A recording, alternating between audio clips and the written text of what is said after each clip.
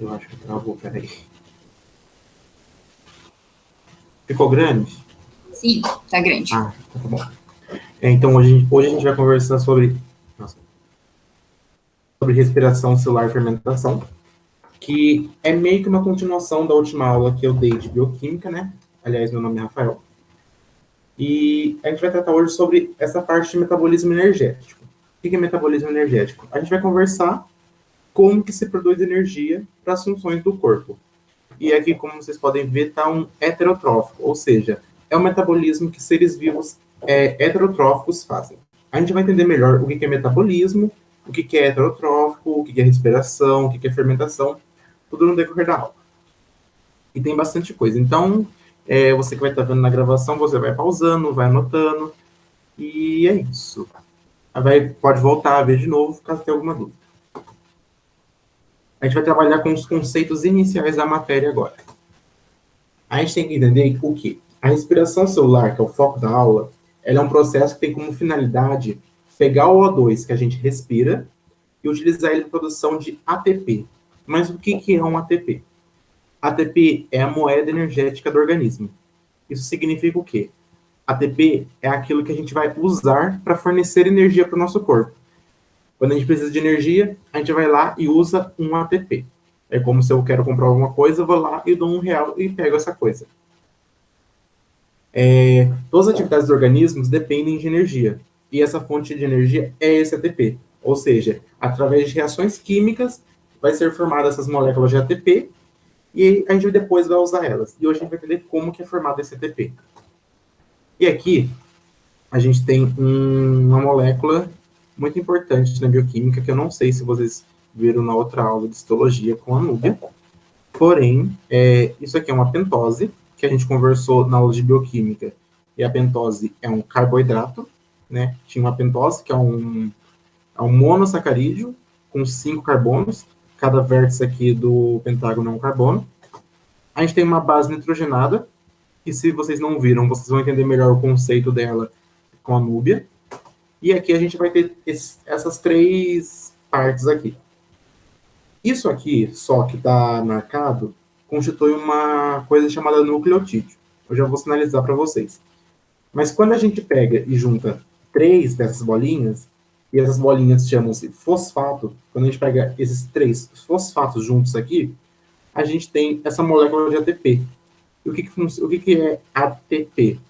ATP significa adenosina trifosfato. O que é essa adenosina que está no nome? É o nome desse negócio aqui, dessa base nitrogenada.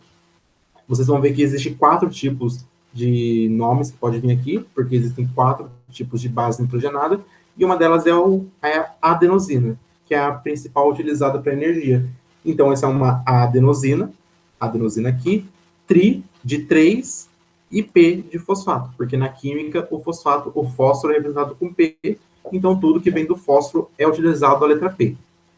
E aqui, como eu falei, isso aqui que eu sinalizei é o nucleotídeo, que é basicamente o monômero, como eu disse na última aula, o monômero é a menor parte de uma molécula grande, é o monômero do DNA.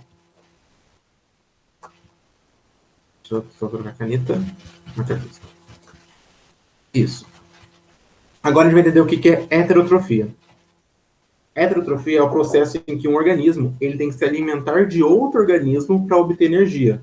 Ou seja, que nem que a gente acaba comendo um pão para conseguir energia para nossas atividades. Que nem aqui o carboidrato e o lipídio. Como eu disse naquela outra aula, então você pode ver que aquela aula tem importância. Caso vocês não lembrem, voltem naquele vídeo e assistam. Na descrição do vídeo está separado bonitinho. A Débora separou de um jeito muito legal, eu adorei isso. E aí aqui a gente tem a ingestão de carboidratos e lipídios, que são fontes energéticas, e a gente consome muito. Aqui são os óleos, as gorduras e aqui os açúcares, né? E tem a autotrofia, que é um processo o quê? Auto vem de si próprio, ou seja, é um processo em que o organismo ele produz seu próprio alimento, ou seja, ele produz aquilo que ele vai usar para fazer energia, porque a gente ingere carboidrato e usa esse carboidrato para produzir energia. A gente não ingere a energia propriamente dita. A gente consome algo e esse algo forma energia. Já na autotrofia, a gente não precisa consumir nada. Por quê? Porque o organismo mesmo já produz. E esse é um exemplo clássico das plantas, que elas produzem açúcares através da fotossíntese. A fotossíntese a gente vai ver quando a gente for falar de botânica, e a gente vai ver que na fotossíntese a planta vai usar a luz do sol, mais água e clorofila para produzir moléculas de açúcar. E essa molécula de açúcar que ela vai produzir sozinha, ela vai acabar usando para fazer o mesmo processo que a gente vai ver aqui de respiração. Ou seja, a diferença é que um tipo de ser vivo acaba produzindo e o outro precisa consumir de alguém, precisa consumir outro ser vivo. E é por isso que a gente se alimenta ou de seres vivos, no caso vegetais, ou animais. Tem um mosquitinho aqui. Isso parou. Próximos conceitos iniciais, que hoje tem bastante conceito inicial para poder entender bem as coisas. Só um mosquito aqui. Sai. Metabolismo. O que é metabolismo? Metabolismo é o conjunto de todas as reações químicas que regulam o organismo. E aí, é importante pensar que, na última aula minha, eu falei que tinha algumas reações que, por exemplo, ligavam aminoácidos e formavam proteínas, ligavam monossacarídeos e formavam disacarídeos, oligosacarídeos, polissacarídeos. Ou seja, se você juntar todas as reações que acontecem no corpo, você tem um metabolismo. E aí a gente tem dois tipos de metabolismo. A gente tem um metabolismo chamado anabolismo, que é quando a gente constrói alguma coisa. Que, por exemplo, a gente pega a glicose e junta para formar o glicogênio. A glicose é um monossacarídeo e o glicogênio é um polissacarídeo. Ou seja, a gente pega as menores unidades e junta. Isso é um anabolismo. O catabolismo, ele já é o processo contrário. Travou isso. Meu Deus, o que aconteceu? Opa, não sei o que aconteceu. Aqui. O catabolismo, ele já é o processo ao contrário. Ele tem a quebra das moléculas. E o que é essa quebra das moléculas? É basicamente o processo inverso. A gente pega o glicogênio. Peguei de volta a caneta. A gente pega o glicogênio. Foi errado a caneta. O glicogênio a gente pega, que é a molécula maior, e a gente quebra para formar uma molécula menor. E esse é um exemplo de catabolismo. E às vezes o exercício ele vai falar, tem muitas provas, não só o Enem, às vezes o Enem também dá uma dessas, mas algumas provas acabam falando assim, dê um exemplo de anabolismo no corpo, dê um exemplo de catabolismo. E é importante saber o que são essas duas coisas. Assim como heterotrofia e autotrofia, às vezes ele não pergunta direto o que é aquilo. Porém, mesmo não perguntando direto, é bom você saber por quê? Porque através disso você consegue ter outros raciocínios. E ultimamente os vestibulares vêm cobrando muito raciocínio, além só de decorar, entendeu? Ou seja, é algo que você tem que realmente entender o que está acontecendo. Mais conceitos iniciais ainda. Agora a gente vai conversar sobre processos anaeróbios. O que é um processo anaeróbio? Esse A, e aqui o A com N é por causa da gramática, né? Esse A significa não, é uma negação. E aí, aeróbio é oxigênio, a presença de oxigênio. Ou seja, anaeróbio é algo que não usa oxigênio. Ou seja, são processos que não necessitam de oxigênio para acontecer. Muitos processos no organismo, eles não necessitam desse oxigênio. Eles ocorrem de forma independente. Já outros processos acabam precisando, que é o caso dos aeróbios. Os aeróbios precisam de oxigênio. E aí, o interessante é que, se a gente pega uma bactéria que precisa de oxigênio, e a gente deixa num ambiente sem oxigênio, ela acaba morrendo. Assim como a gente precisa de oxigênio, se a gente fica sem oxigênio, a gente acaba morrendo. E, por exemplo, quando a gente se afoga ou então inala fumaça, a gente acaba não respirando oxigênio e morre. Mas se a gente pega uma bactéria que não precisa de oxigênio e coloca no oxigênio, ela acaba morrendo também. Que a gente vai ver no futuro nas aulas sobre bactérias, que é basicamente o princípio de uma bactéria que às vezes está dentro de lata de conserva, vidro de palmito. E quando a gente pega e abre essa lata de conserva, esse palmito, se a gente deixa aberto ao ambiente, pode acabar matando essas bactérias, o que pode ser benéfico. Mas assim, é óbvio que não é para ter a bactéria lá dentro, né? Mas caso tenha, primeiro que a gente não deve comer, né? Mas para fins assim de experimento é interessante isso. Mas se estiver ruim, não come. E a gente tem que entender o quê? Esses processos, eles são importantes nessa questão energética, na questão de obter energia. que cada ser vivo vai realizar um tipo de processo. E eles vão usar o quê? Eles vão usar moléculas energéticas. E essas moléculas energéticas são aquelas que, através de reações químicas, conseguem produzir energia. E o que são essas reações químicas? Através do metabolismo. Ou seja, o metabolismo vai permitir que essas moléculas acabem produzindo energia. Energia para inúmeras funções no corpo, porque assim, basicamente quase tudo precisa de energia. São pouquíssimas coisas no corpo que não necessitam de energia.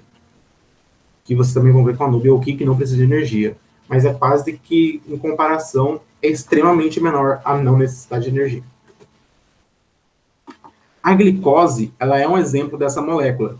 E ela pode sofrer tanto processo aeróbio quanto anaeróbio, que são os dois processos que a gente vai ver hoje, a respiração e a fermentação. Esses dois processos, eles são importantíssimos para a vida. Sem esses dois, a vida não existiria. E aí a gente tem o quê? A glicose, que é basicamente a o principal nutriente que a gente se alimenta no dia a dia, porque a nossa dieta é rica em carboidratos e a glicose é o principal carboidrato que a gente acaba ingerindo. Ou seja, a gente acaba ingerindo o substrato mais importante, né? A coisa mais importante para acontecer esses fenômenos. E agora eu acho que é o último conceitos iniciais, que é sobre a mitocôndria. A mitocôndria, na respiração celular, ela tem um papel importantíssimo. Ela não vai ser importante na fermentação, vocês vão ver isso, mas na respiração ela vai. E ela é importante por quê? Porque o processo da respiração, ele é dividido em etapas. E algumas dessas etapas acontecem exatamente na mitocôndria, em partes da mitocôndria. E aqui, para a gente lembrar, isso aqui é uma mitocôndria. Vocês viram na aula da semana passada com a Núbia, isso aqui é uma mitocôndria. E aqui a gente tem partes da mitocôndria. A crista mitocondrial é essa membrana aqui de dentro, amarelinha, tá vendo? Que ela tem essas dobras. E o fato dela ter essas dobras é o que faz ter essa palavra, ser chamada de crista, né? E tem a matriz. A matriz é a ideia do meio, do interior dela. E tem essa membrana externa. Já na aula passada vocês viram, né? Com a Núbia também, que isso aqui foi um processo de endossimbiose. E nesse processo de endossimbiose, a gente percebe que tem essa camada de fora, tem esse espaço entre camadas aqui, vou trocar a cor porque ficou ruim. Tem esse espaço entre camadas aqui, e depois essa membrana aqui, e depois a parte de dentro. Ou seja, vai ser importante que são duas membranas, e o fato de ser duas membranas possibilita que aconteça esse fenômeno. Porque a gente vai ver que tem uma hora que vai acontecer um processo que vai... que ele vai pegar substâncias, vai pegar daqui de dentro e jogar para cá. Só que se não tivesse essa membrana de fora, ele ia pegar e ia jogar para fora da organela, e não ia ser vantajoso. Precisa continuar aqui dentro, ou seja, vai pegar daqui, vai jogar para o lado de fora, vocês vão ver depois, e aí se não tivesse essa membrana aqui de fora, a mais externa ia ser jogada para fora da organela, que não ia poder ser viável no processo. E essa é a importância também da mitocôndria ter duas membranas. E aqui a gente tem uma foto da mitocôndria em microscopia eletrônica. Microscopia eletrônica é a microscopia mais poderosa que tem para conseguir. E aqui a gente consegue ver as cristas dela. Esses tracinhos são as cristas dela, e aqui fora a membrana mais externa. E aqui, mais clarinho dentro, a matriz. E agora a gente vai conversar sobre as etapas. Etapas do quê? Etapas da respiração celular, como a gente está discutindo na primeira parte da aula. A aula vai ser dividida em duas partes, hoje mesmo, né? E vai ser a primeira a respiração e depois a fermentação. A respiração ela é dividida em três etapas: glicólise, ciclo de Krebs e cadeia respiratória ou fosforilação oxidativa. Eu coloquei esses dois nomes, por quê? Porque ambos os nomes estão certos, e aí pode ser que uma questão fale um ou fale outro. Então é importante você saber. E vocês vão entender por quê. Que esse nome aqui é fosforilação oxidativa, é porque fosforilar significa colocar fósforo. E oxidativa significa que aconteceu uma coisa chamada oxidar. E a gente vai ver que muito desse processo é por conta de oxidações. E a fosforilação, a gente vem do quê? Porque a gente vai pegar um P e vai adicionar mais outro P, a gente vai adicionar isso mais a um nucleotídeo, naquela molécula lá. E essa fosforilação significa colocar fósforo, ou seja, uma oxidação que permite colocar fósforos numa molécula. E assim já vai formar o ATP. E a primeira etapa... Ah, meu fone caiu, desculpa. A primeira etapa que a gente vai conversar é a glicólise. Mas o que significa glicólise no final das contas? Primeira fase, glicólise. O termo lise de glicólise, ele significa nada mais que quebra. Ou seja, essa parte aqui significa quebra. Enquanto o termo glico significa glicose. Vem da ideia de glicose, né? Muitas palavras que começam com glic, essas coisas, têm a ver com a ideia de açúcar, de glicose e tudo mais. Ou seja, lise, quebra, glico, açúcar. Uma das mais importantes hexoses, como eu disse, a coisa que a gente mais ingere é a glicose. Ou seja, a glicólise é a quebra da glicose. E é uma ideia muito importante porque a gente vai usar tanto aqui na respiração quanto na fermentação. Essa etapa, ela ocorre no citoplasma celular. E é importante falar que...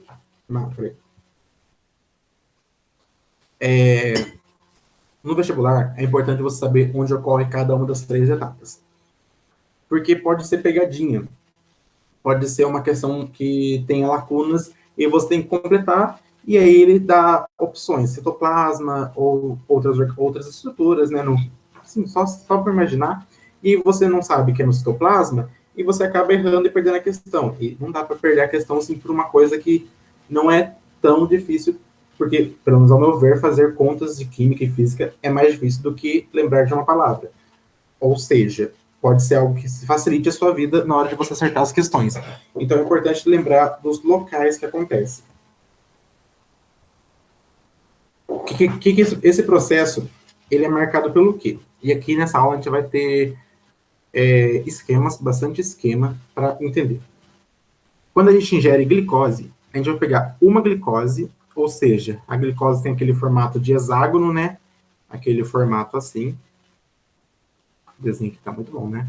A gente vai pegar uma glicose e a gente vai fazer um processo com ela. A realidade é que acontecem muitas reações, mas o vestibular não está interessado em que você saiba disso, porque isso é um conhecimento muito aprofundado. Ele quer que você saiba o básico da coisa. E o básico da coisa é que, no meio das inúmeras reações que acontecem, é produzida uma coisa chamada frutose. Que, se você lembra da última aula que eu dei de bioquímica, frutose é uma outra hexose, ou seja, também tem um formato de hexágono. A diferença delas é só da posição dos átomos, porque até a quantidade de átomos é igual. E aí essa frutose, ela vai sofrer mais reações. E aí o que acontece? Para que haja esse processo de glicose para a frutose, acontece a utilização de 2 ATPs. Ou seja, o processo começou bem. O processo que é para produzir energia já está gastando energia, né? Parece contraditório. Mas não é. É porque se ele não usar esses 2 ATPs, todo o processo não dá para acontecer, porque precisa gastar esses 2 ATPs para poder fazer essa conversão. E sem essa conversão não tem nada do processo, né? Porque logo no começo já quebra todo o processo. Ou seja, 2 ATPs são gastos. E é importante saber desses 2 ATPs, por quê? Para no final fazer a conta certinho de quantos ATPs foram gastos e produzidos, né, em todo o processo. Essa frutose, talvez às vezes eu falo rápido, tá? Qualquer coisa eu volto no vídeo se não entendeu. É que muita coisa eu quero que dê tempo, para não ficar muito longo o vídeo também. Uma glicose gera a frutose. E aí o que acontece? Essa frutose, ela sofre reações e chega nesse ponto, que ela produz 2 moléculas iguais nesse caso, chamadas piruvato. Ou seja, uma glicose, no final das contas, vai produzir 2 piruvatos, que é uma relação importante saber que uma glicose, 2 piruvatos. E nesse processo, o que acontece? Aqui a gente vai perceber uma coisa, a setinha entrando na reação quer dizer gasto. A setinha saindo da reação quer dizer ganho, tá? para ficar bem lúcido. É como se fosse quando eu fiz o esquema lá da água, na formação de molécula que usava água, para quebra ou para juntar. Ou seja, forma 2 ATPs aqui, 2 ATPs aqui.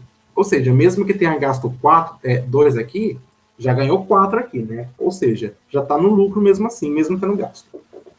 E, paralelamente, também é produzido uma outra coisa, que é uma coisa que todo mundo tem dúvida, porque fica confuso mesmo, mas aqui eu vou tentar deixar claro o que é isso.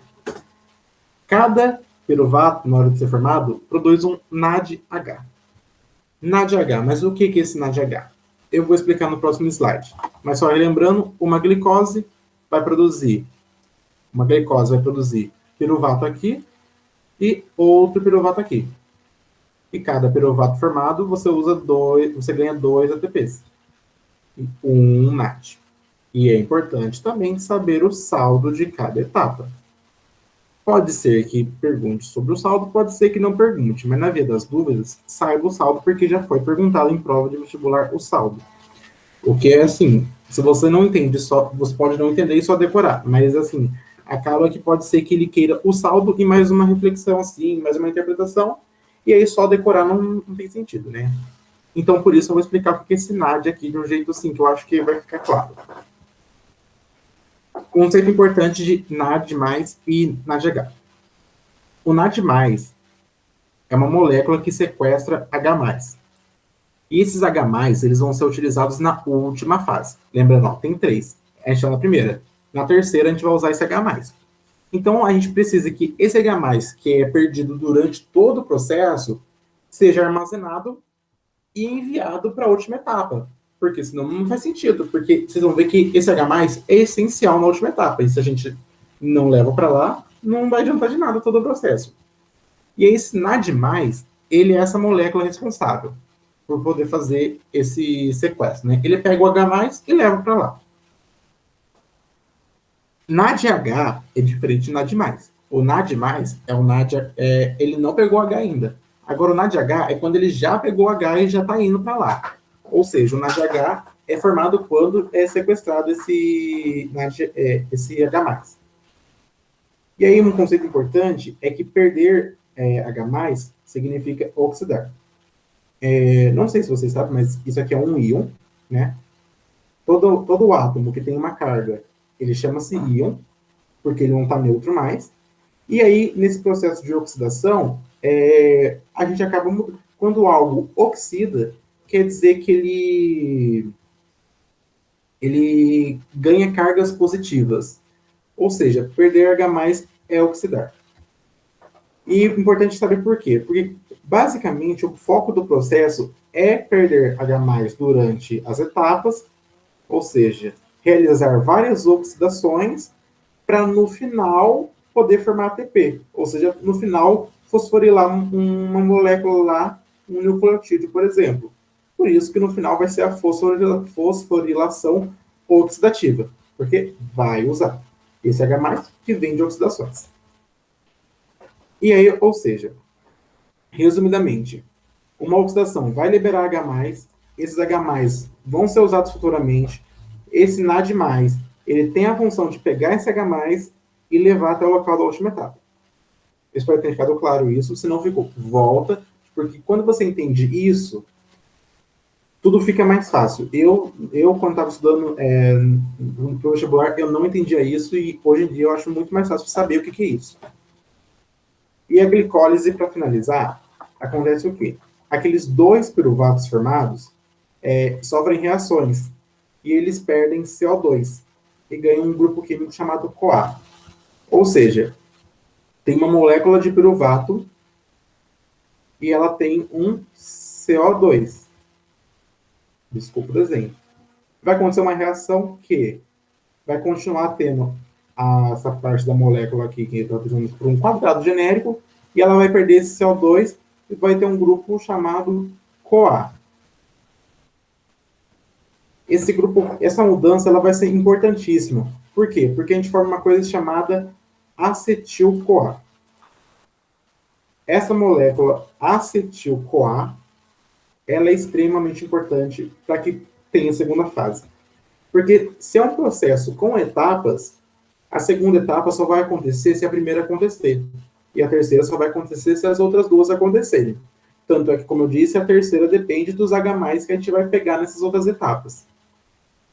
Ou seja, existe formação de acetil-CoA.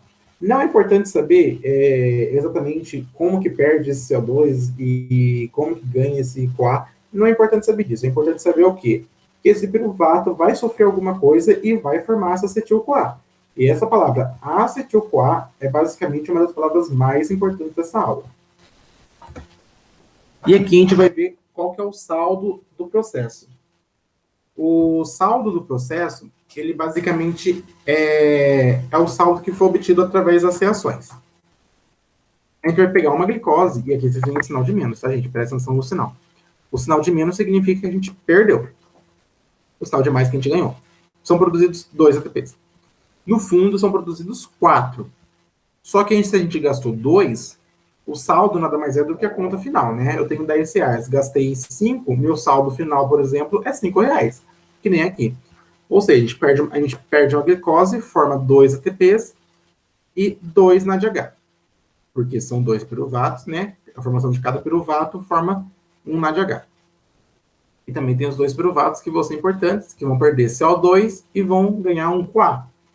Ou seja, resumidamente, o que vocês precisam saber é que o piruvato vai virar acetil-CoA. Agora, relembrando, a gente tem a glicólise, o ciclo de Krebs e a cadeia respiratória, ou também fosforilação oxidativa. E agora a gente vai falar sobre o ciclo de Krebs. O nome do ciclo de Krebs ele é estranho, e quem já conhece às vezes tem uma má impressão dele, porque acaba sendo passado de um jeito que eu acho assim, que não é didático, e que fica um medo sobre ele. Mas basicamente ele funciona assim. É um ciclo de reações, são 8 reações, se eu me lembro direito, são 8 reações que acontecem, e 8 reações seguidas, ou seja, por isso chama-se ciclo, porque são 8 reações e as 8 dependem uma da outra que está acontecendo. Essa substância, para ser produzida, depende dessa que vem antes. E essa aqui depende dessas aqui ser produzidas, ou seja, por isso é um ciclo. E ele só acontece se tiver uma acetil-CoA para ajudar a iniciar esse ciclo. Por isso que é importante essa conversão de piruvato em acetil-CoA. Ele também é chamado de ciclo do ácido cítrico. Pode ser que o examinador esteja no dia assim que fez a prova, esteja com o coração triste e coloque ciclo do ácido cítrico, o aluno erre porque não sabe disso, mas ciclo de Krebs também é chamado de ciclo do ácido cítrico. Porque em química vocês vão aprender que o ácido cítrico ele pode ser chamado também de citrato. E citrato é uma das substâncias que vai estar presente no ciclo. Inclusive é a primeira substância que vai participar, vocês vão ver. Nessa etapa, existe uma molécula chamada FADH2. Vocês podem ver que tem uma semelhança muito grande com o NADH. A diferença é a primeira letra e esse 2. Ou seja, ele vai fazer a mesma coisa. A diferença é que ele vai pegar 2 hidrogênios ao invés de 1, mas ele também serve para a mesma coisa. Ele vai pegar e vai levar até a última etapa. E assim, o foco dessa etapa, a glicólise, o foco dela era produzir piruvato para o piruvato poder virar acetil-CoA e dar continuidade. O foco dessa etapa é fazer o quê? É oxidar a molécula. Oxidar a molécula, porque quando oxida, você perde H+. E aí vai vir o FAD e o NAD, e vão virar NADH e FADH2, ou seja, vai perder H+, e vai vir o NAD e o FAD sequestrar para levar para a última etapa. E aqui a gente vai ver as 8 reações. Aqui está o nome de cada composto. Não precisa decorar o nome do composto, eu fiz desse jeito para ficar mais fácil de visualizar, mas não é para decorar. A gente tem que decorar, assim, aqui a gente tem que decorar nada nesse slide. A gente tem que só depois lembrar a quantidade do que você conseguiu dessas reações. Essa acetil-CoA, que eu falei que é um precursor, ou seja, é o essencial para começar, vai se juntar a uma coisa chamada citrato. Ou seja, lembra o ciclo do ácido cítrico? Na química, nas questões de nomenclatura, vocês vão aprender por que citrato e ácido cítrico podem ser chamados da mesma coisa. Esse citrato vai sofrer uma reação. E aqui cada setinha significa uma reação. Que nem como se fosse assim, linear, mas aqui é um ciclo, né? Esse isocitrato, Nessa reação, não acontece nada. Tipo, interessante aqui pra gente, interessante pro que você tem que saber.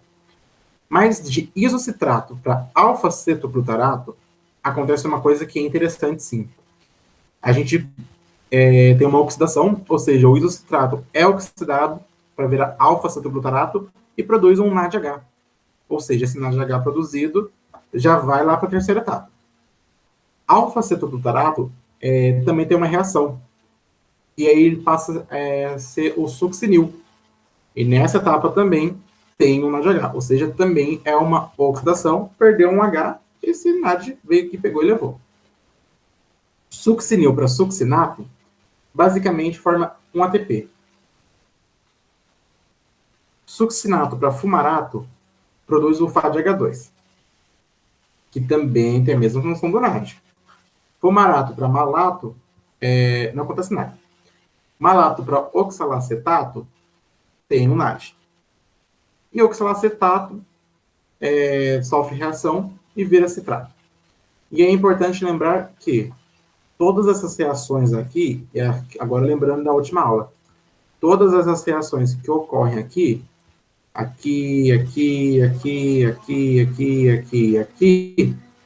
tudo acontece porque existem enzimas que fazem isso, senão isso não seria possível.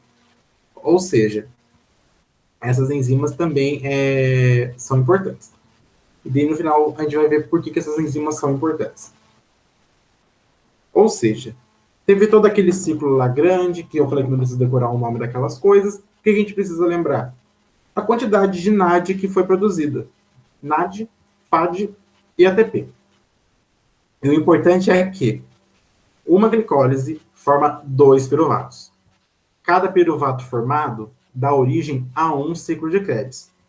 E quando a gente fala de processo de respiração celular, a gente está falando a partir de uma glicose. Ou seja, tudo que acontecer a partir dessa uma glicose faz parte do processo. Ou seja, no final das contas, o que acontece? Uma glicose, 2 ciclos de Krebs. Por quê? Uma glicose, 2 piruvatos, cada piruvato forma uma acetil-CoA, cada acetil-CoA gera um ciclo de Krebs. Ou seja, no processo ocorrem 2 ciclos de Krebs simultaneamente. É importante lembrar disso porque foi produzido um ATP naquele ciclo que eu mostrei no slide anterior. Aqui, ó. Foi produzido um ATP aqui embaixo. Mas no final do saldo dessa segunda fase é o quê? 2 ATPs. Porque são 2 ciclos de Krebs. Do mesmo jeito que são 6 NAD e não só 3. E são 2 FADs, não só 1. Porque se você viu lá no slide, aqui no canto inferior esquerdo tinha um FAD. Mas aqui vão ser 2 porque são 2 ciclos de Krebs. E é aí o que aconteceu? O NAD e o FAD pegaram e foram. Eu esqueci de mencionar uma coisa. O ciclo de Krebs, ele acontece na crista mitocondrial. Ou seja, depois eu vou mostrar certinho onde acontece cada etapa. E aí, o que é importante lembrar? Glicólise, citoplasma. Citoplasma é o quê? É o líquido celular lá, tudo mais. Crista mitocondrial é a membrana mais interna. E Ai, gente, ó, confundi tudo, ó. Vamos de novo. Glicólise, citoplasma, que é o líquido celular lá. Ciclo de Krebs, matriz mitocondrial, ou seja, é o líquido dentro da organela, ou seja, aquela parte de dentro mesmo. E a última etapa vai acontecer na matriz mitocondrial. E agora a gente vai ver. Glicólise, ciclo de Krebs e cadeia respiratória. E lembrando, porque isso aqui é fácil de esquecer. Aqui a gente vai ter o quê? Citoplasma. Citoplasma.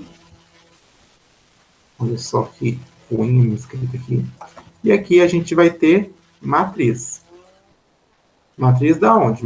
Matriz da mitocôndria, porque a mitocôndria é importante nesse processo. Sem mitocôndria não aconteceria. Ou seja, lembre que você tem que colocar a mitocôndria em alguma coisa. E a mitocôndria está presente nessas duas etapas. E agora a gente vai falar sobre a última etapa, que é a respiração, é a cadeia respiratória ou fosforilação oxidativa. Lembrando que fosforilação é colocar fósforos oxidativa porque tem oxidação envolvida.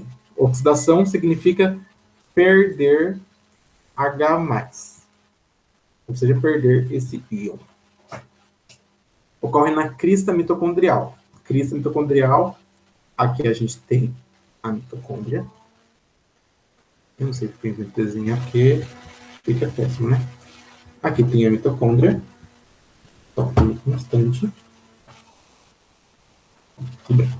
Aqui tem a mitocôndria e a crista é essa membrana. Aqui no meio tem a matriz, onde acontece o ciclo de Krebs, e aqui tem a crista, onde acontece a fosforilação. E aqui, mais por fora, seria o resto da célula, né? Lógico que isso aqui não está proporcional, né? Porque a mitocôndria não... Existem várias mitocôndrias dentro de uma célula, e aqui acontece, seria a glicólise. Eu vou apagar isso para não ficar mais confuso durante o resto do slide. Essa membrana da mitocôndria possui algumas proteínas. E essas proteínas vão ser importantes no processo. Eu falei lá nas proteínas que uma das funções é transporte. E aí tem dois jeitos. Ou a proteína pega a molécula e leva, ou a proteína ela cria uma passagem. Porque como eu falei, e eu não sei se a Nubia falou ou não, se a Nubia falou fala ainda, a membrana celular, ela tem proteínas para poder possibilitar que as coisas entrem, porque a membrana não deixa tudo entrar. E como a membrana não deixa tudo entrar, é importante que tenha proteínas que facilitem essa entrada. E aí, nessa etapa, são utilizados os H+, sequestrados pelo NAD e pelo FAD. E isso aqui vocês já estão cansados de saber, porque eu acho que foi a coisa que eu falei assim, mais além nessa aula, para fixar a importância do para que serve.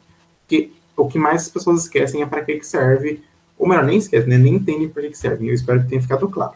Se não ficou claro, volta e vê tudo de novo, porque tem que ficar claro. E aí, basicamente, no início dessa etapa, o NADH e o FADH2 perdem seus H+. E faz muito sentido acontecer essa perda. Por quê? Eles pegaram, sequestraram para levar para o lugar. Mas uma hora eles vão ter que soltar, porque se o H+ vai ser usado, ele não pode estar preso ao FAD nem ao NAD. Ou seja, o NAD e o FAD só serviram como um transporte.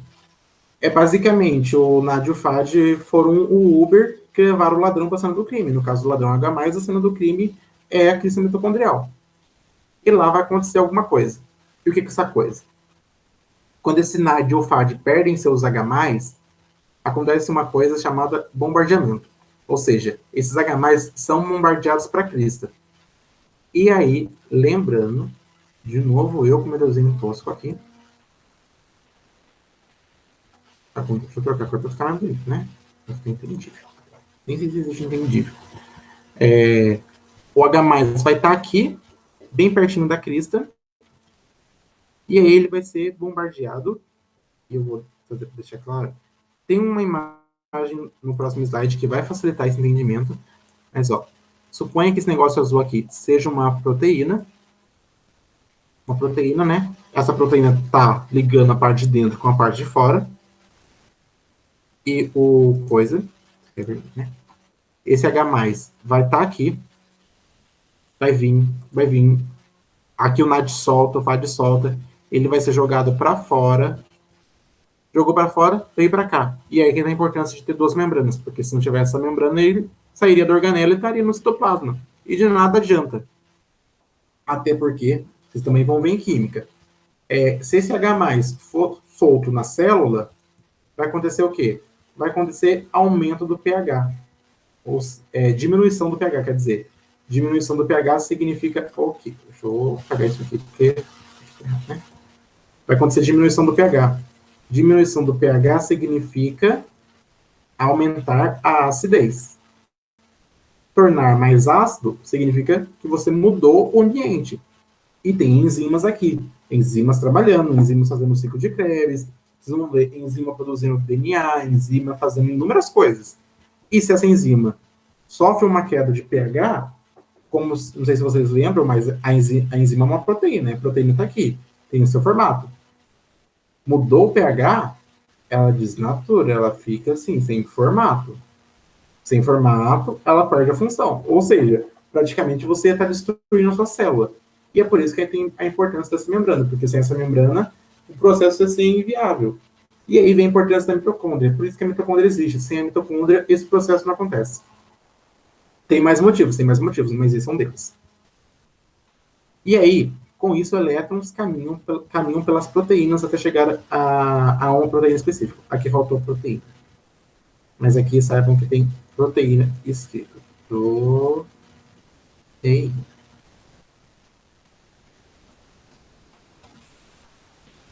E aí, assim, pode ter ficado confuso esse slide? Pode ter ficado confuso esse slide. Mas, esse slide eu vou para essa imagem aqui. Vai vir um NAD. Vai vir um NAD H. Chegando aqui, o NADH vai acabar separando do H, virando NAD e NADH. Nota, isso aqui é uma oxidação. Por quê? Porque perdeu um H+. Ironicamente, oxidou. Quando teve uma oxidação, o NAD pegou, e agora o NAD foi oxidado e perdeu. Perdeu para quê? Para poder usar esse H+. Esse H+, ele vai ser jogado para fora. Tá vendo? Não, vai ser jogado para fora. Jogado para fora. E aí vocês vão aprender que, em química, toda reação de oxidação, existem elétrons envolvidos. Elétron é a carga negativa da vida. Toda carga negativa são os elétrons são elétrons. E esses elétrons vão acabar caminhando aqui, ó, por essas coisas azuis mais claras que a gente chama de proteínas. Ou seja, vai acontecer aqui, H+ vai ser jogado para fora, o elétron vai estar aqui, ele vai passar para cá. Precisa saber o nome dessas proteínas? 1, 3, 4, mais? Não precisa saber. Isso aqui é coisa mais assim, de nível superior e tudo mais. Precisa saber o que significa isso aqui? Também não precisa. Assim, por curiosidade, o nome disso é ubiquinona, o nome dessa proteína, mas também não precisa saber. Ele precisa saber o quê? Que existem. E aí, o que acontece? Esse elétron ele vai passando e vai ativando. E conforme ele vai ativando, vai bombardeando mais para fora. E chega um momento que existem muitos H+ aqui fora. Muitos H+ aqui fora. Muitos H+ aqui fora. E é preciso que ele esteja aqui. E aqui, ressaltando de novo o que eu falei, aqui está a matriz. Nossa, aqui está a matriz.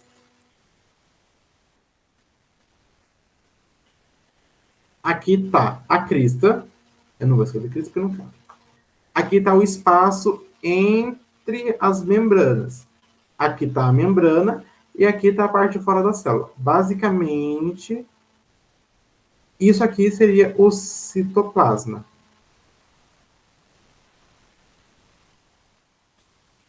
Que é só para mostrar que o H+, ele continua, ele é jogado para fora, em modo de falar, porque ele continua dentro da mitocôndria, né? Ele é jogado para fora da matriz. Mas ele continua ali. E agora eu vou voltar para o slide anterior para terminar a explicação do que acontece. Como eu falei, o elétron estava indo. O elétron está indo, e o que acontece? Chega na última proteína, esse elétron vai acabar possibilitando que o O2, e aí esse O2 é o O2 da respiração, vai possibilitar que o O2 da respiração acabe se juntando com esse H+. Eu falei esse H+, falei como se soubesse, né? Um H+. Esse H+ é o que foi jogado para fora? Não, é o H+ no meio interno. Tem H+ lá, porque vai ter... ter H+ significa deixar ácido. Só que ter H+, H+ em excesso que torna ácido. É preciso que tenha uma quantidade de H+ de acordo com o que a célula precisa. Se a célula precisa que aquele ambiente seja mais ácido, vai ter mais H+. Se ela precisa que menos, vai ter menos. Se ela precisa de H+ para poder fazer água, ela vai ter H+ lá.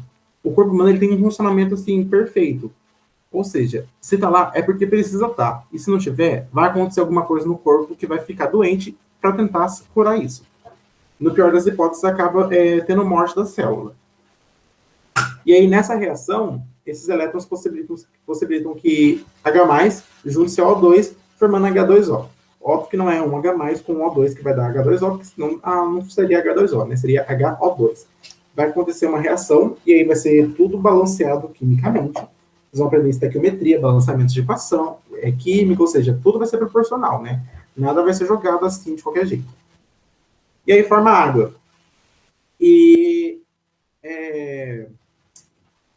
e essa água vem do O2. É importante saber que a água produzida na respiração vem do O2. O O2 que a gente respira, ele é usado, no final das contas, para fazer essa água. Enquanto isso, aqueles H+, que foram bombardeados para fora, eles servem para dar uma força de impulso para uma proteína chamada ATP sintase. ASE vem de enzima. As enzimas normalmente terminam em ASE. E SINT vem de síntese. Ou seja, é uma enzima de síntese. Síntese do quê? ATP sintase forma ATP. E aí, ela forma ATP, é importante a gente entender, assim, pelo desenho de novo, o que é isso. Que eu vou explicar, então não precisa nem ver. Quem quiser ver depois. Esses H+ aqui fora, eles vão ser jogados aqui para dentro. Tanto que, ó, olha essa seta. E ao jogar aqui para dentro, acontece um fenômeno que gera uma força. Isso aqui é uma espiral, por quê? Porque faz a proteína girar. E quando a proteína gira, ela produz energia. Ou seja, é uma energia que não é o ATP. Ele usa uma energia que não é ATP. Ele usa essa energia para poder pegar esse ADP com esse fósforo aqui separado. No caso, é um fosfato, né? Mas vocês vão entender em química melhor a diferença de fósforo e fosfato. Vai pegar, vai juntar esse P com esse ADP e virar TP. E o que é ADP? Isso aqui é a adenosina trifosfato, aqui é a adenosina difosfato. Existe também o AMP, que é a adenosina, adenosina monofosfato. Que, no caso, o nucleotídeo acaba se enquadrando numa adenosina monofosfato quando ele quando a base nitrogenada é a adenosina, né? E aí, basicamente, o quê? A gente tem que ver o saldo dessa etapa. Esses valores aqui, você não tem que ter ele decorado, mas está aqui porque caso você queira fazer a conta e realmente ver se está batendo os números que eu passei, né? E é para bater. O final dessa última etapa, ou seja, da fosforilação, são 28 ATPs. O final da glicólise era 2. Do ciclo de Krebs era 2. Ou seja, essa etapa, ela produz muito mais ATPs. E aqui está a imagem de novo do ATP para dar uma lembrada que o ATP... Perdi meu curso aqui. O ATP é tudo isso aqui. Se não tivesse esse aqui, se fosse só daqui para cá, é um ADP, adenosina difosfato. Se não tivesse isso aqui, fosse só daqui para cá, basicamente a gente chama de nucleotídeo, que é a menor unidade de um DNA. Ou AMP, quando aqui for adenosina, né? Mas aqui pode ser outras bases nitrogenadas. Guanina, citosina, timina, até uracila, que daí já não é DNA, né? Aí é RNA, e vocês vão aprender isso melhor, não precisa nem ficar preocupados com isso, mas estou só citando por curiosidade mesmo. E agora a gente vai ver o saldo geral da respiração. Deixa eu tomar. A glicólise, 2 ATPs. O ciclo de Krebs, 2 ATPs. Fosforilação oxidativa, 28 ATPs. Totalizando 32 ATPs. Ou seja, é um processo vantajoso, porque uma glicose produziu 32 ATPs. E se vocês forem parar para pensar, quando a gente come pão, o principal composto do pão é amido. E o amido, ele é tipo glicogênio, ele tem milhares de moléculas de glicose. Ou seja, é absurdo a quantidade que a gente consegue produzir de ATP a partir da respiração, porque uma glicose produz 32. Só que a gente ingere muito mais que uma glicose é quase nada comparado ao que a gente ingere de glicose numa refeição. Ou seja, o carboidrato é uma fonte muito produtiva de energia. E também é importante notar como a última etapa ela é importante. Ou seja, se não fosse a mitocôndria, não teria todo esse saldo grande de ATP. Ou seja, a mitocôndria é importantíssima. E a mitocôndria, ela usa esse O2, ou seja, é importante ter a mitocôndria, é importante respirar O2, para que a gente tenha essa produção de energia que atenda a demanda do nosso corpo, né? Porque nós somos seres muito grandes, com muitas células, a gente precisa de muita energia para manter tudo funcionando. E a questão de uma glicose produzir 32 ATPs, quem for seguir a área das ciências biológicas, né, saúde, ciências biológicas, ou até engenharia, vai ver que aquele acetil-CoA que está aqui no ciclo de Krebs, o acetil-CoA ele tem outras origens também. Ele vem do piruvato, mas ele pode vir de de lipídio, ele pode vir de aminoácidos, que aí é também o fato de por que lipídios serem também energéticos. Depois da glicose, não, o lipídio é mais energético que a glicose. Só que a gente acaba consumindo mais glicose, porque se a gente consumir muito lipídio, a gente vai acabar tendo colesterol, né? Não é bom também.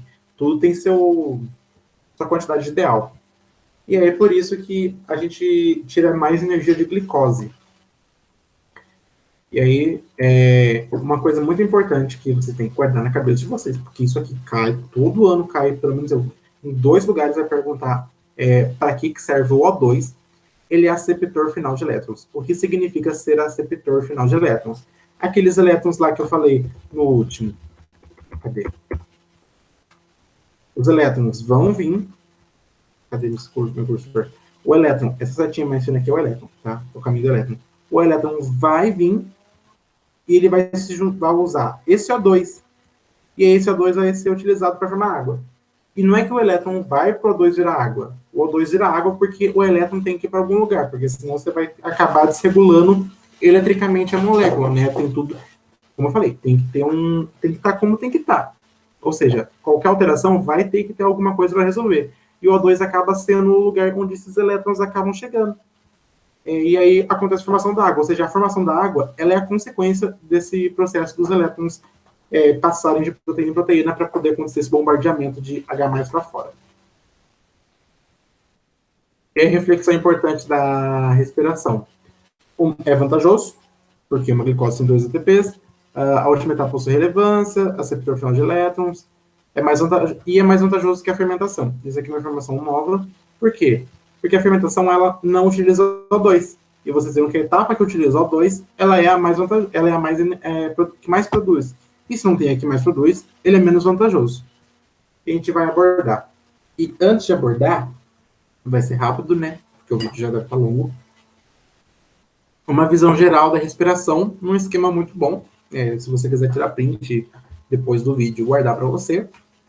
A gente vai ter uma glicose. Aqui vou repassar todo o processo, mas bem rapidinho. Uma glicose, a gente usa 2 ATPs e forma 2 piruvatos. Nesse processo de formar 2 piruvatos, a gente libera 2 ATPs e 1 NADH de cada piruvato produzido. E aí a gente lembra que o saldo desse processo aqui, que é a glicólise, aqui é a glicólise, a gente tem um saldo de 2 ATPs, porque aqui a gente gastou 1, e aqui a gente produziu 4. Então acaba tendo aqui um saldo de 2 só. Esse piruvato perde CO2 e ganha esse grupo CoA e vira acetil-CoA. E aí tem o ciclo de Krebs. Esse acetil-CoA ele vem para cá e ele serve como o principal base do ciclo de Krebs. Quando eu acabar todo esse slide aqui, eu vou tirar a tinta para quem quiser tirar print, tá? Para ficar bonitinho. Esse ciclo de Krebs ele vai ter várias reações que vai produzir 6 NADH. 6 NADH não, olha, gente, eu cometi um erro aqui, né? Que aqui é 3 e aqui é 3. Coloquei de um jeito que já foi direto, né? 3 NADH. E aqui vai ser 1 FADH2. E aqui 1 FADH2. E aqui vai produzir aqui eu coloquei o número certo. Vai produzir ATP. E aí, produzindo ATP, a gente tem um saldo de mais 2 ATPs. Ou seja, a gente já está com 4 ATP no processo. Que é 1/7 do que a outra etapa consegue produzir. Que a gente pega o quê? A gente pega esses NADs e FADs. Cadê? A gente pega os NADs e FADs, joga na cadeia respiratória e aí produz 28 ATPs. Deixa eu só ver uma coisa. Ai, meu Deus. Descartar.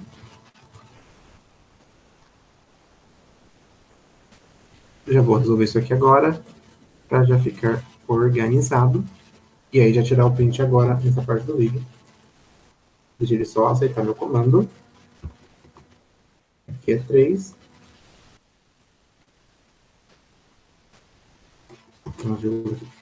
Aqui é 3. Aqui é só 1. E aqui também é só 1. Salvando.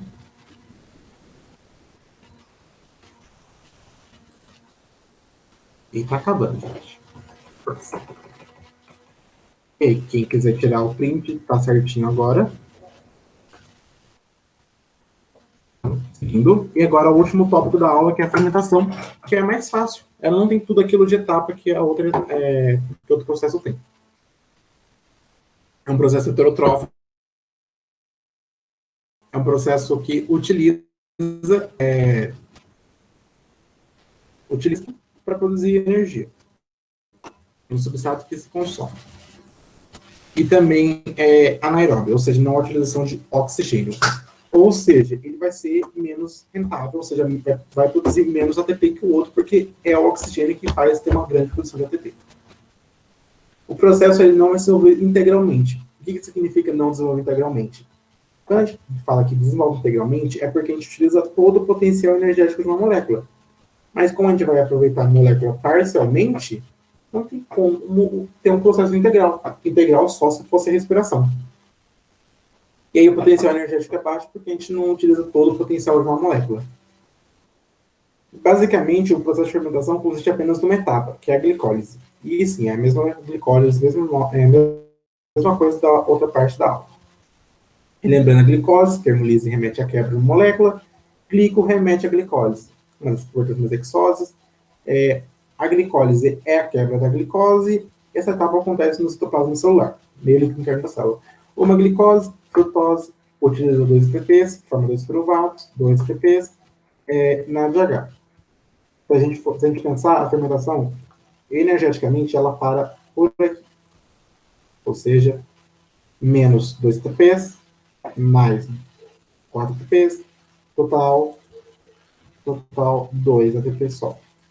Né? Total 2 ATPs. E aí a gente vai entender uma coisa importante. Existem 2 tipos. E aí a gente vai ver que a gente pega a glicose e a gente vai quebrar ela, mas a gente não vai levar até o final. Ou seja, vai acontecer alguma coisa no meio do caminho que vai ser diferente. E a gente tem 2 tipos de fermentação, a alcoólica e a láctica. A fermentação alcoólica, ela é a que produz álcool, que é o álcool de combustível, o álcool de limpeza, o álcool de bebida alcoólica. Nesse processo, quando chega no piruvato, esse piruvato ele sofre uma reação química e a partir dele mesmo produz etanol e CO2. Ou seja, acaba que a glicose ela vai até o piruvato como normal. E do piruvato o processo não vira uma acetil-CoA, não vai para o ciclo de Krebs. Inclusive, o ciclo de Krebs não acontece aqui. Ele para só na primeira etapa da glicólise. Produz etanol e CO2. E para que ela é usada, né? Produzir combustível à base de álcool, produzir bebidas alcoólicas e realizar crescimento de massa com fermento biológico. Aqui também tem um álcool de limpeza que se enquadra bastante na parte do combustível, né? Não que álcool de limpeza seja combustível, né? Vai dar errado se você tentar usar como combustível álcool de limpeza. E o que acontece basicamente? Aquele NAD que é produzido, ao invés dele ir lá para o final, ele pega e volta no piruvato e devolve ao piruvato o H. E quando ele devolve o H ao piruvato, o piruvato acaba reagindo e formando etanol e CO2. Ou seja, basicamente, nem o NAD vai para frente. Fica ali mesmo parado naquela parte da reação. E aqui o exemplo, tem a produção de etanol a partir de milho. Lembrando que milho é um organismo vegetal, é composto de muito amido. Amido é uma junção de hexoses, ou seja, hexose acaba podendo produzir etanol. Lembrando que a gente está falando da glicose, mas assim, toda hexose é capaz de produzir, tá? Até porque quando a gente ingere, por exemplo, lactose, galactose e glicose. A galactose também consegue produzir. Só que a glicose é o maior em quantidade, né? Então por isso a gente fala mais dela. Álcool 70 de limpeza, muito utilizado atualmente, então pode ser que assim, tenha uma relevância no vestibular por ser algo atual, que o vestibular ele gosta de coisas atuais, e aí não é só o Enem, todos praticamente eles pegam coisas da atualidade que acontecem, que já estão consolidadas. Ano passado não caiu tanto sobre a pandemia assim, nos vestibulares, mas agora que já está há 14 meses de pandemia, provavelmente já vai cair esse ano coisas sobre, né, tanto na parte de biologia quanto vírus, na parte de sociologia, geografia, essas coisas, com certeza vai cair algo mais do que ano passado. É importante saber o quê? Fermentação alcoólica gera álcool 70. Bebidas alcoólicas, um fato interessante é que bebidas alcoólicas até 14% de álcool, elas acontecem nelas só fermentação. Ou seja, cerveja, vinho, essas coisas, acontece só fermentação. Quando a bebida alcoólica ela já tem um teor alcoólico mais alto, que nem isso aqui, que eu suponho que seja o uísque, acontece um processo assim, ele fermenta também. Só que depois tem um outro processo, por quê? Porque uma fermentação alcoólica, o máximo que ela gera é essa coisa de 14%. Tanto é que até o álcool 70 também passa por esse processo para chegar a álcool 70. O etanol, ele passa por um processo semelhante, mas assim, a fermentação alcoólica, ela gradua baixo o álcool. E o bom dela graduar baixo o álcool é que, quando a gente utiliza fermento biológico, a gente pode fazer um bolo com ele e não acabar tendo um bolo alcoólico. Por quê? Porque a produção de álcool ela é baixa.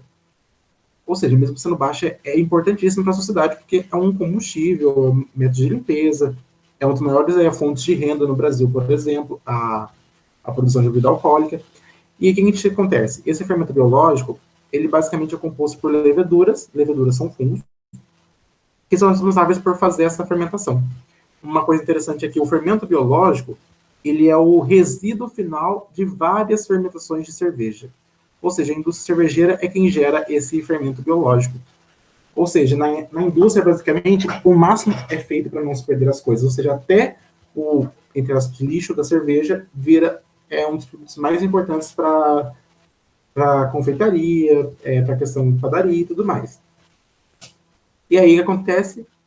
Forma um pão utilizando esse fermento, porque esse fermento ele é mais o ideal para esse tipo de coisa do que o fermento biológico, fermento químico, aquele pozinho branco, né? E o que acontece? Acontece a fermentação, produz álcool e CO2. O álcool acaba sendo evaporado pelo calor porque ele está em baixa quantidade, e o CO2 acaba fazendo bolhas de ar dentro do pão. E o CO2 acaba sendo eliminado e forma aquelas... o pão fica com aqueles buraquinhos no meio airado, ou seja, o pão só não fica uma massa sólida por conta do CO2. E o vinagre também acontece por conta da fermentação. Porque o vinagre, ele é um processo após a formação do álcool. Por exemplo, você pega a uva, fermenta a uva, forma vinho. Se você deixa o vinho em contato com o oxigênio, e aí já não é mais a fermentação que está acontecendo, porque entra o oxigênio, né? E se você pega esse coisa fermentada e deixa em contato com o oxigênio, e dá uma oxidada. E quando você oxida, você forma vinagre. Por isso que muita gente fala que quando você deixa um vinho muito tempo aberto, ou abre, por exemplo, num final de semana e vai consumir no outro, ele já está mais ácido. E chamam isso de vinagrar. O vinho vinagrou. Por quê? Porque é basicamente o que acontece. O álcool, esse álcool, quando ele fermenta, ele acaba virando vinagre. E é óbvio que quanto mais álcool, quanto maior a graduação alcoólica, se você deixar também exposto ao ambiente, vai evaporar. E vocês vão aprender isso em química, que chama-se pressão de vapor. É uma propriedade... uma propriedade da matéria, que eu não lembro o nome da propriedade agora, não. Vocês querem falar? Isso. Fermentação láctica. Fermentação láctica é o segundo tipo e último, para encerrar a aula. A fermentação láctica, ela não tem a parte do piruvato. O piruvato não é formado. O que acontece? A glicose, ela acaba sendo transformada diretamente em um composto chamado ácido lático. Cadê o cursor aqui? Lembrei o nome, tá? É propriedades coligativas, o nome daquele negócio de pressão de vapor que eu falei, vocês vão aprender em química. Inclusive, é uma parte da química que é tranquila e que acaba podendo ajudar os vestibulares, porque acaba tornando um ponto fácil de ganhar por ser algo tranquilo. Então, quando estiverem, não menosprezem essa matéria. A transformação de glicose em piruvato acontece basicamente o quê? Essa glicose, ela sofre uma reação. E quando eu digo sofre reação, gente, o tempo todo, tá? Sem ter enzima, nada sem enzima. E aí forma uma coisa chamada ácido lático. Vocês podem encontrar ácido lático com C, também, LACT, ou então como lactato. Que nem eu falei que ácido cítrico e citrato é a mesma coisa, ácido lático e lactato é a mesma coisa. E isso é devido às variações da nomenclatura na química. Como vocês podem ver, essa parte da biologia usa muito a química. E ela basicamente é a fundamentação para tudo que a gente vai estudar depois. E daí já é uma parte mais, assim, estrutural, uma parte mais, assim, fisiológica das coisas. Eu vou dar para vocês botânica, né, como as plantas funcionam e tudo mais. E nesse processo, a produção de 2 ATPs. Ou seja, a fermentação vai produzir 2 ATPs, tanto a lática quanto a alcoólica, porque a alcoólica acontece igual até o piruvato, salga 2. E aqui tu vai produzir 2 nesse processo. E agora a gente vai conversar rapidinho sobre essa importância, né? Ela é importante por uma questão alimentar e fisiológica. Na questão alimentar, porque derivados de leite são produzidos a partir desse composto. O leite em si, não, mas os outros produtos a partir do leite, eles são feitos a partir da fermentação láctica. E a questão fisiológica tem a ver com função. A fisiologia a gente vai entender quando a gente estiver falando de sistemas do corpo humano, tem a ver com a função das coisas. E fisiologicamente, a fermentação láctica, ela serve para quê? Quando a gente faz um exercício físico muito intenso, ou seja, um exercício físico que demanda energia, nem sempre a gente tem essa energia à disposição nossa. Porque, às vezes, por exemplo, uma vida sedentária, as nossas células, elas têm uma quantidade de mitocôndria. E acaba que essa quantidade de mitocôndria, ela não é suficiente para produzir cada glicose 32 ATPs, 32. Mas você vai ver no saldo final de tudo que é produzido, aquilo que você está precisando de energia naquele momento acaba não sendo suficiente. E o que acontece? Como a respiração é um processo que tem 3 etapas, ele acaba sendo mais demorado de acontecer em comparação a esse que só tem uma etapa, que é uma reação. E o que ele faz?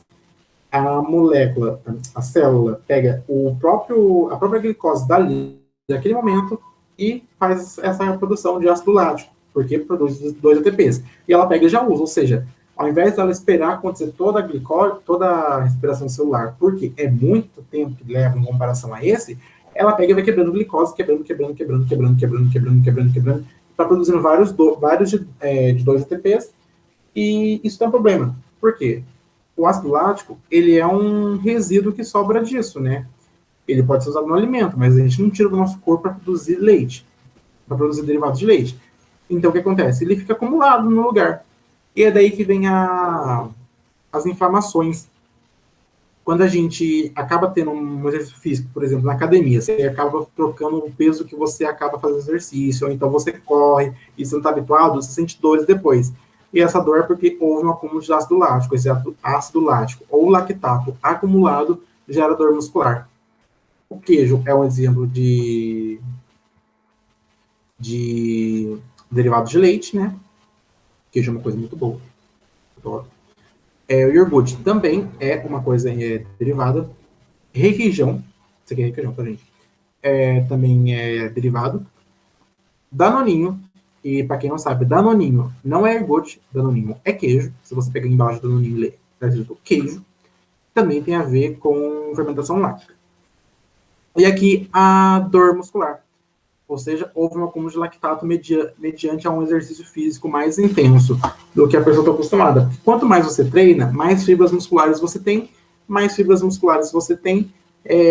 mais energia no total da respiração você consegue. Mas quando você não está habituado, seu tecido muscular ele é menor, assim, ele é mais restrito nessa produção energética, você acaba tendo que recorrer a esse meio. E por isso que malhar acaba gerando dores no dia seguinte. E conforme o tempo, essas dores vão diminuindo. E o último slide, reflexões. Esse processo é essencial por questões alimentares e econômicas. Econômicas porque etanol, no Brasil, por exemplo, o carro é o principal meio de transporte, porque o principal meio de locomoção é através do transporte rodoviário, ou seja, caminhões e carros, motos, essas coisas.